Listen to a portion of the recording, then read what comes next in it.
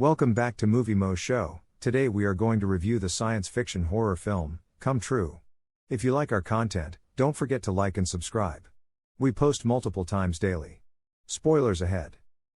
Young Sarah Dunn has a difficult relationship with her mother, whom she avoids for unspecified reasons. She steals food from her mother's home and spends her nights in the open or at friends' houses because she is essentially homeless. Her sleep environment has an impact on her capacity to remain alert during the day and in class. Additionally, she frequently has bizarre, fantastical nightmares that feature a dark maze and a shadowy person with luminous eyes. Sarah agrees to take part in a sleep study, the purpose of which is kept a secret since she needs the money.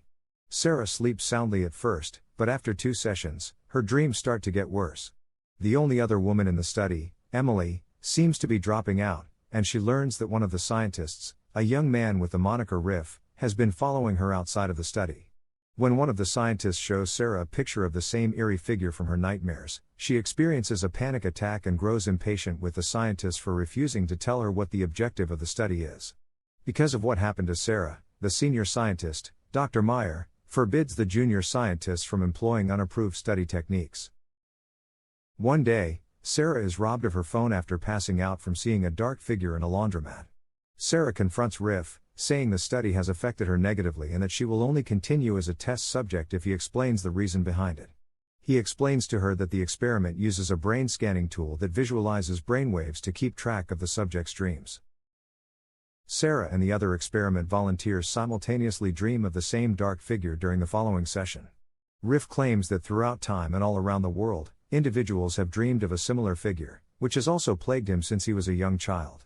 As their vitals rise, Sarah awakens in a panic, bleeding from her left eye, and tells the other scientists that she understands what they are doing before running away. As she flees to a bar in pursuit of her friend Zoe, Riff follows her. However, after she falls out, he is forced to carry her lifeless body. The 2 surviving volunteers return to the lab and continue to dream of the shadow figure as they experience sleep paralysis and become semi-conscious, seeing the figure standing at the foot of their beds.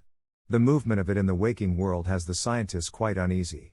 The volunteers sit up alert with white eyes as one of the scientists enters their room and reaches for him, which shuts down the entire monitoring system. Sarah finds herself in Riff's apartment after waking up from a bizarre nightmare involving the ominous figure. There, she learns that Riff straps himself to his bed and keeps an eye on his own nightmares. She witnesses the part of his fantasy where they sprout fangs and kiss in front of her. He then experiences sleep paralysis and has the same dream about the shadow figure, but Sarah awakens him before it can reach him. After having sex while traumatized and worn out, Sarah sees 2 shadow forms and passes out once more, prompting Riff to take her to the hospital.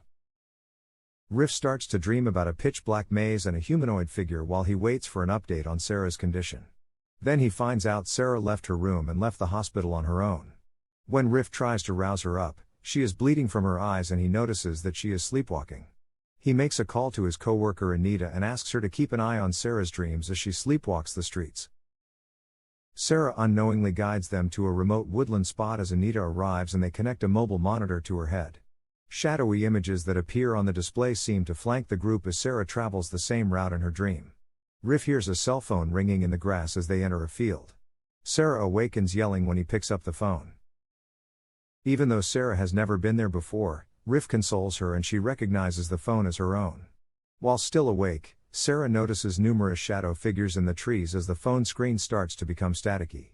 The 3 runs away, but as Sarah is being approached by a shadow figure, Anita and Riff are both engulfed in darkness. Sarah abruptly awakens in Riff's apartment again, this time naked and riding his dead body after she appears to have gouged out his eyes while sleepwalking. When she looks in the mirror in the bathroom, she notices she has fangs and gets a text that makes her chuckle. The message claims that she has been in a coma for 20 years and that the scientists are unsure of how to get the message to her in her dream since they are studying her using a novel approach. Before the screen goes black, it asks her to get out of bed. Thank you for watching and don't forget to like and subscribe.